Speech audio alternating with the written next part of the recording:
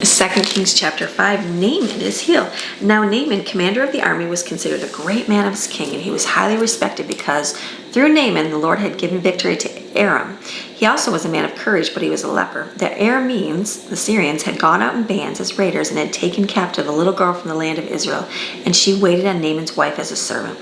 She said to her mistress, "I wish that my master Naaman were with the prophet who is in Samaria. Then he would heal him of his leprosy." Naaman went in and told his master the king, "The girl who is from the land of Israel has such and such." Then the king of Aram, Syria, said, "Go now, and I will send a letter to the king of Israel." So he left and took with him 10 talents of silver and 6,000 shekels of gold and 10 changes of clothing. And he brought the letter to the king of Israel, and he said, "And now, when this letter comes to you, I will have sent my servant Naaman to you, so that you may heal him of leprosy." When the king of Israel read the letter, he tore his clothes in shock and outrage at the request and said, "Am I God to kill him to make alive, that this man sends to me a request to heal a man of leprosy? Just consider what he's asking and see how he's seeking opportunity for a battle with me." Now when Elisha, the man of God, heard that the king of Israel had torn his clothes, he sent word to the king asking, "Why have you torn your clothes? Just let Naaman come to me, and he shall know that there is a true prophet in Israel." So Naaman came with his horses and chariots and stopped at the entrance of Elisha's house. Elisha sent a messenger to him, saying, "Go and wash in the Jordan 7 times, and your flesh will be restored to you, and you will be clean." But Naaman was furious and went away and said, "Indeed, I thought he would at least come out to see me and stand and call on the name of the Lord his God, and wave his hand over the place of leprosy and heal the leper. Are not Abana and Pharpar, the rivers of Damascus, Aram, better than all the waters of Israel? Could I not wash in them and be clean?" So he turned and went away in rage. Then his servants approached and said, "My father, if the prophet had told you to do some great thing, would you not have done it? How much more then when he said to you, 'Wash and be clean'?" So he went down and plunged himself into the Jordan 7 times, just as the man of God had said, and his flesh was restored like that of a little child. He was clean. Just sometimes that obedience, it doesn't make sense, but instead of raging about it and wanting things a certain way, do what God says, and he'll take care of it. Gehazi's greed.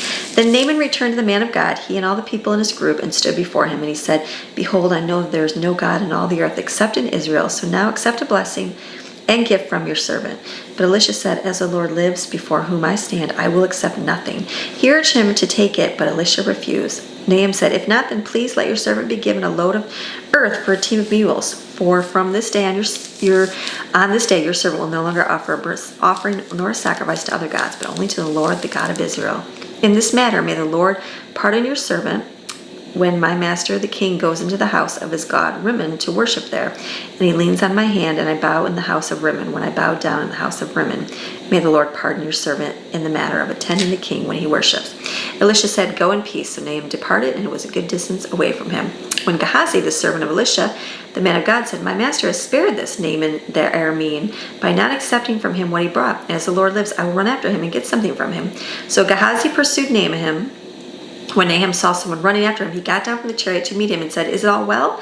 And he said, "All is well. My master has sent me to say, just now 2 young men of the sons of the prophets have come to me from the hill country of Ephraim. Please give them a talent of silver and 2 changes of clothing." And Naaman said, "Please take 2 talents." And he urged him to accept, and tied up 2 talents of silver in 2 bags, 2 changes of clothing, and gave them to him. When he came to the hill, he took them from his hands and put them in the house for safekeeping. He sent away the men, and they left. Then he went in and stood before his master Elijah and asked him, "Where have you been, Gehazi?" And he said, "Your servant went nowhere."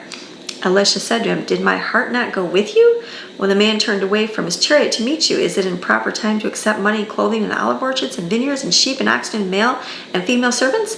Therefore the leprosy of Naaman shall cling to you and your descendants forever."